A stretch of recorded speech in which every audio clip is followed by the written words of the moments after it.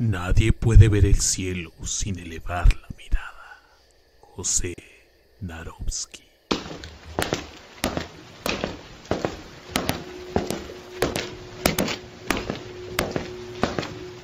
Fenómeno.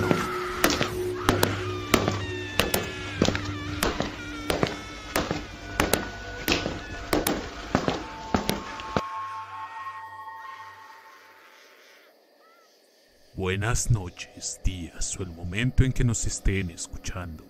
Sean todos bienvenidos a Fenómeno. Nada genera mayor sorpresa que lo incomprensible y fantástico en la mente del ser humano. Tal es el caso de miles de fenómenos reportados a lo largo del mundo. Pero uno de los más vistosos y más misteriosos es el que sucedió el 19 de mayo de 1986.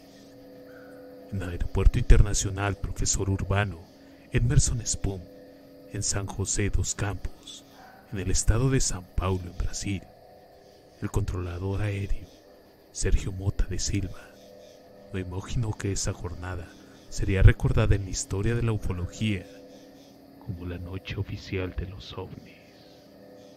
Ese lunes por la noche, 21 objetos voladores no identificados, algunos de ellos hasta de 100 metros de diámetro, fueron avistados por decenas de testigos, tanto civiles como militares, en 4 estados: São Paulo, Río de Janeiro, Minas Gerais y Goiás. Solo en el interior del estado de São Paulo se registraron avistamientos en Cabapaya, Taubaté y Mogi das Cruzes. En Guaratingueta, también en el estado de São Paulo, el avistamiento fue colectivo. Según relatos del ufólogo Edison Buenaventura Jr., presidente del grupo ufólogo de Guaraga, alrededor de las 20 horas, unos 2.000 militares entre cadetes y oficiales de la Escuela de Especialistas Aeronáuticos presenciaron el fenómeno a simple vista o con unos binoculares. Afirma: los ovnis, siglas utilizadas para designar a los objetos voladores no identificados, fueron detectados por radares del Centro Integrado de Defensa Aérea y Control de Tráfico Aéreo, lo que significa, en otras palabras, que tales objetos eran sólidos. El Centro de Operaciones de Defensa Aérea desplegó 5 aviones de combate de las Fuerzas Aéreas brasileñas para interceptar a los presuntos invasores. Según los pilotos, los puntos multicolores lograron entrar a otras maniobras, flotar estáticamente en el cielo, volar en zigzag, girar en ángulos rectos, cambiar de color, trayectoria y altitud, y alcanzar velocidades de hasta 15 veces la velocidad del sonido. El número de objetos vistos esa noche fue mucho mayor que 21. Cree el controlador aéreo Sergio de Silva Mota. A veces los pilotos tienen contacto visual con los objetos, pero los radares no registraban nada. Otras veces, los radares incluso detectaban la presencia de objetos, pero los pilotos no podían verlos. La Fuerza Aérea consideró solo los avistamientos en los que había confirmación simultánea. El resto fueron desechados. Señala: en São José dos Campos, en el estado de São Paulo, la noche oficial de los ovnis se hizo alrededor de las 20 horas, cuando el sargento Sergio Mota de Silva comenzó a gestionar el despegue del vuelo 703 de la extinta aerolínea Río Sol, con destino a Río de Janeiro. Fue entonces cuando vio una luz extraña, similar a un faro parado en el cielo. Intrigado, llamó a la torre del Aeropuerto Internacional de Guarulhos para verificar si algún avión se dirigía a San José dos Campos. La respuesta fue negativa. Mientras conversaban, el objeto desapareció y después de un rato reapareció con un brillo aún más intenso. Sergio sacó unos binoculares para observar mejor. El objeto era brillante y multicolor. En un momento el sargento atenuó las luces de las pistas de aeropuerto y los artefactos se acercaron. Cuando subió el brillo se alejaron. Si estaba tratando de interactuar conmigo, no lo sé. Lo que sí sé es que se comportaba de manera inteligente. Señala. Al menos 3 aviones reportaron avistamientos esa noche. El primero fue un modelo Bombardier de la aerolínea TAM, que estaba en la ruta desde Londrina, en el estado de Paraná, hacia la ciudad de San Paulo. El piloto incluso informó al Centro de Control de Aéreo, Brasilia, que vio un artefacto acercándose a él en un curso aparentemente de colisión. El segundo, detrás Brasil, también detectó un ovni sobre la región de Araxá, en el interior de Minas Gerais. El vuelo era de Guaraná a Brasilia. El tercero y el último era un bimotor Xingu, prefijo PTMBZ, que regresaba de Brasilia a São José dos Campos. Al bordo viajaba el coronel Osiré Silva, quien regresaba de una reunión con el presidente de la República, José Sarney, y su copiloto Ale Pereira de Silva. A las 21:04, Sergio entró en contacto con el piloto del bimotor y le preguntó si había visto algo extraño en el aire. Por el radar, el controlador había detectado 3 ovnis sobre San José dos Campos. Cuando avisó que intentaría realizar una maniobra para acercarse al objeto, clasificado como un punto luminoso y muy enorme, Osiré escuchó decir al Sir, visiblemente aterrorizado: sabes que todo el que intenta algo así acaba desapareciendo. Esta vez, quien desapareció, para alivio del copiloto, fue la misteriosa luz. Se desvaneció tan pronto como el piloto comenzó a maniobrar la aeronave. Al día siguiente, Osiré Silva asumió como nuevo presidente de Petrobras, empresa petrolera estatal, en la rueda de prensa. Ningún periodista se acordaba de preguntar nada sobre el petróleo. Todos querían saber solo sobre los platillos voladores. Pero Osiré Silva se negó a comentar sobre el episodio. La noche de los ovnis es uno de los casos más importantes de la ufología mundial. Es el caso con mayor número de testigos en todo el planeta, explica el ufólogo Jackson Luis Camargo, autor del libro La Noche Oficial de los OVNIs en Brasil, publicada en el 2021. No definiría lo que pasó como una invasión. En ningún momento hubo una conducta hostil por parte de las inteligencias que operaban estos dispositivos. Aclaró. También estaba trabajando aquella noche el reportero gráfico, Daniel Brito, alrededor de las 21 horas. Atendió una llamada en la redacción de su periódico. El desaparecido vale para vaino. Hay un platillo volador sobre el periódico, dijo una voz masculina. Brito asumió que era una broma, pero por las dudas, él y la reportera Lara de Calvaro decidieron investigar. En el patio del periódico vieron las luces multicolores que se movían en todas direcciones. Armados con una Nikon y con un teleobjetivo de 500 milímetros y película ASA 6400, tomó algunas fotografías. Entre las sorpresas y la emoción registré este momento. Nunca más volví a ver algo así. Esa aparición nunca se borrará de mi memoria, dice Brito. Un mes después, 2 oficiales del Centro Técnico Aeroespacial, acompañados por el ufólogo estadounidense James J. Urtac, fueron a la redacción y pidieron al editor de jefe los negativos de las fotos. El material, explicó Urtac, sería analizado por la NASA, la Agencia Espacial Estadounidense. 36 años después, estas cintas nunca fueron devueltas. ¿A qué conclusión llegué? Bueno, Creo que esos objetos eran realmente del espacio exterior. Y en mi opinión, estaban monitoreados instalaciones militares e industriales en Brasil. Observa Hortak. El riesgo de un desastre aéreo era inminente. Tales objetos, además de una intensa luminosidad, eran capaces de realizar maniobras imposibles para cualquier aeronave.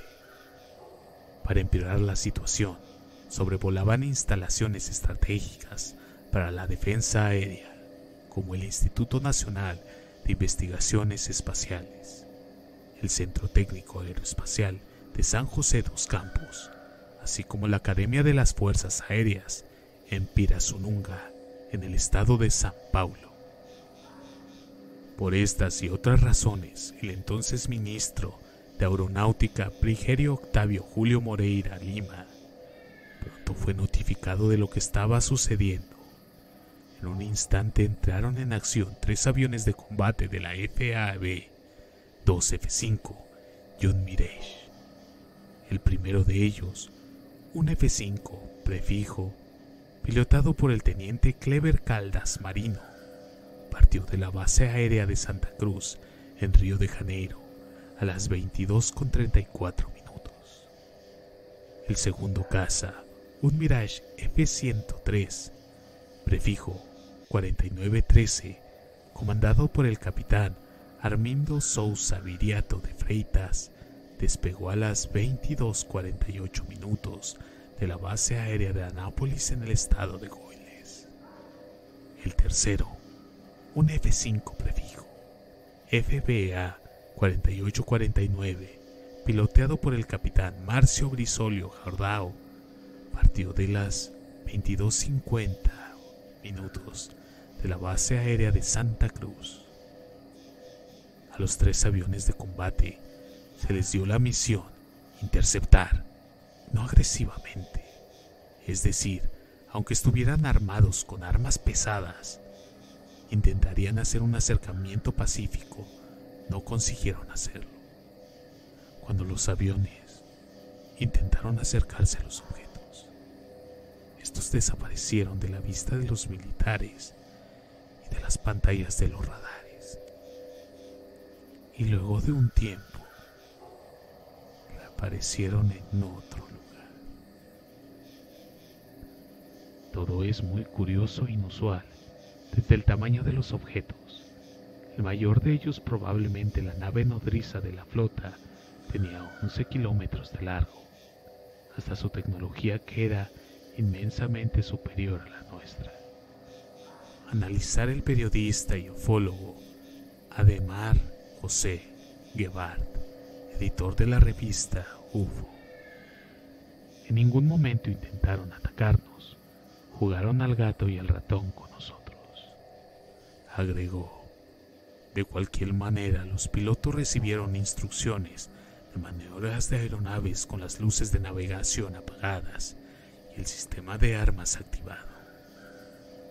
A lo largo de los años tuve la oportunidad de entrevistar a miles de altos rangos que, entre otras cosas, me dijeron: en Brasil no se dispara contra los ovnis porque no representan una amenaza. No sé cómo reaccionar si fueran a atacarnos. Informa el ufólogo Marco Antonio Pet. Al contrario de lo que se informa oficialmente, ellos saben muy bien a lo que se enfrentan, agregó.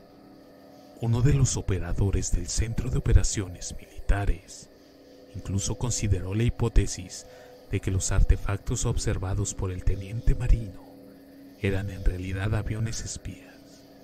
En un informe, el piloto solicitó que se investigara si había portaaviones de banderas extranjeras en las costas brasileñas, y no se encontró nada.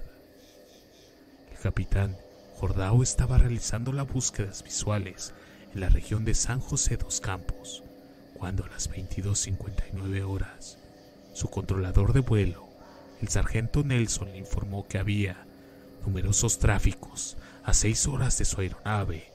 En lenguaje militar, eso significa que los objetos volaban detrás de él. El piloto realizó una maniobra de 180 grados en un intento de visualizar a sus perseguidores, pero no pudo ver nada. Según imágenes del radar, 13 ovnis, 7 de un lado y 6 del otro, escoltaban al F-5 del capitán Jordao. A unos 800 kilómetros, en Goaiz, el capitán Viriato continuaba su misión de intercepción. A las 23 horas, una señal no identificada apareció a 22 kilómetros de distancia en su radar de a bordo. Inmediatamente el piloto enmarcó su objetivo y se preparó para disparar al supuesto enemigo. El Mirage del capitán Viriato alcanzó pronto la velocidad del Mach 1.3, algo así como 1600 kilómetros por hora. Cuando estaba a 9 kilómetros del objetivo, sucedió algo impresionante. El artefacto aceleró bruscamente. Según los cálculos del piloto, alcanzó un increíble Mach 15, el equivalente a 18.375 kilómetros por hora. Si hay un avión que pueda desarrollar esa velocidad, no lo conozco, declaró el capitán Viriato en una entrevista con un programa global que reporta de TV Globo en 1993. A modo de comparación, el avión más rápido de la historia es el North America X-15. En octubre de 1967 alcanzó su velocidad máxima de 7.27 kilómetros por hora. Hasta el día de hoy no sabemos quiénes eran, de dónde venían o qué querían, pero sabemos que además de ser reales, esos aviones estaban controlados por algún tipo de inteligencia. Observa el ufólogo Tiago Luiz Tichy, presidente de la Comisión Brasileña de Ufólogos.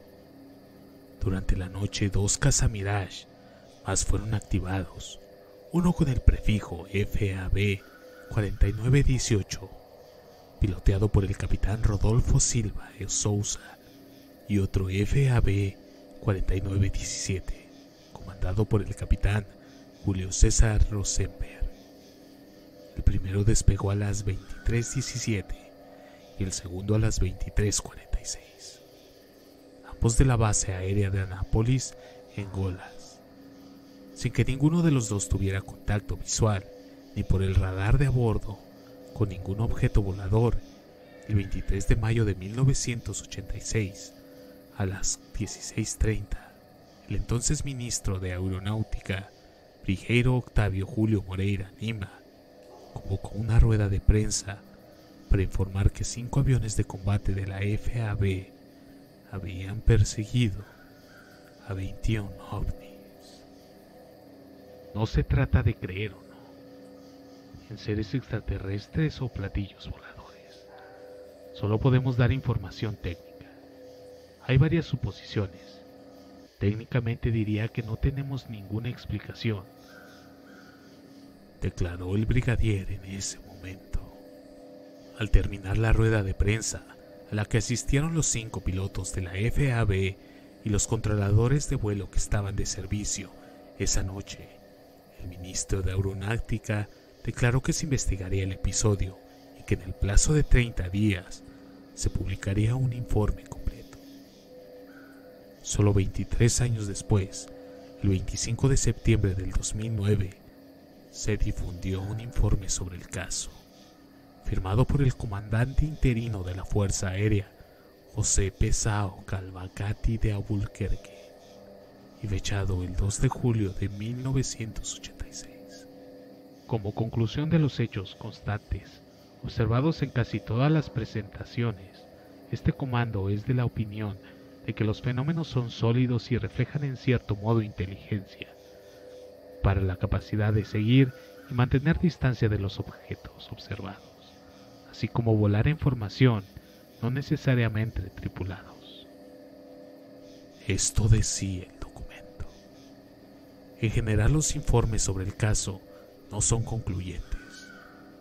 Nadie puede decir con certeza qué sucedió la noche del 19 de mayo de 1986. Sin duda, nadie descarta la hipótesis de vida inteligente en otros planetas. Los seres humanos somos muy presuntuosos. Nos creemos dueños del universo, de declaró el coronel Osiris Silva en el programa 95 Online de la radio del 95.7 FM de Curitiba en el 2014. En un comunicado, la Fuerza Aérea informó que todo el material disponible sobre ovnis ya fue enviado a los archivos nacionales. El archivo no cuenta con profesionales especializados para realizar investigación científica o emitir el dictamen sobre este tipo de fenómenos aéreos. Actualmente, la colección de documentos sobre ovnis es la segunda más visitada en los archivos nacionales. Solo es superado por el archivo de las dictaduras militares. El material cubre un periodo de 64 años y va desde 1952, cuando dos reporteros de la desaparecida revista O Cruzeiro detectaron un ovni sobrevolando la Barra de Tijuca en Río de Janeiro, hasta en el 2016, cuando un piloto de FAB informó de un supuesto avistamiento. Aparentemente, la verdad todavía se encuentra allá afuera. Por el momento me despido, sino antes mencionarles que no olviden seguirnos en nuestras redes sociales: Instagram /elfenómeno.fm, Facebook como Fenómeno y en YouTube como Fenómeno, todo en mayúsculas. Además, también pueden encontrarnos en TikTok como Fenómeno.fm. Me despido recordándoles que la curiosidad vence el miedo más fácilmente que el valor. James Stephen.